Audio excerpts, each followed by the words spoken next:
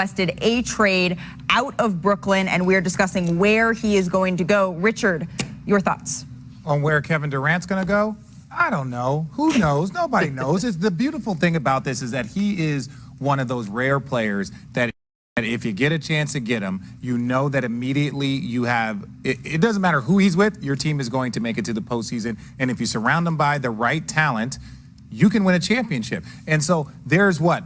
5 or 6 guys like him in the league. He's locked in for 4 years. And when we were talking and they said he doesn't have an opt-out, that to me blew my mind. The fact that he was like, oh, no, because to me that showed a commitment to the Brooklyn Nets. It's like, hey, Kyrie's going to do what he does. James is going to do. I'm committed here for long term. And so, you know, now this is a great opportunity for other people. And there's one thing that I want to make sure we talk about. You know, Stephen A. was talking about, you know, how, you know, the coaches and all this stuff came about. You know, that relationship with Steve Nash and KD in their time in Golden State, that was a big part. That was a big part of why he got that job. That was not just like Kyrie and everything. I think it was a group, that whole group committed to like, this is what we're going to do and this is how we're going to do it. Just didn't work out. Stephen A., go ahead. We're holding.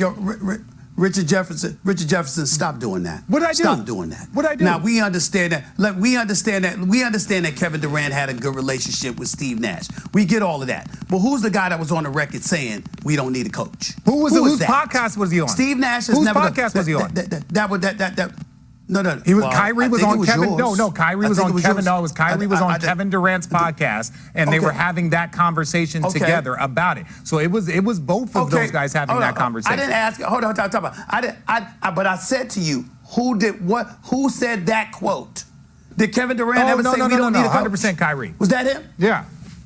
Yeah. All right. Well, that's all I'm saying. We were talking about a first-year coach. I was saying we were talking about a first-year coach. No. The reason, Mr. Chippendales, listen up.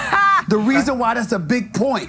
The reason why that's a big point is because if you have the mentality that we don't need a coach, okay, and you sit up there and you hire a coach that has never coached anywhere, that plays a role in some of the things that happen. The coaches that you played for, who would have tolerated a guy coming and going when he pleased?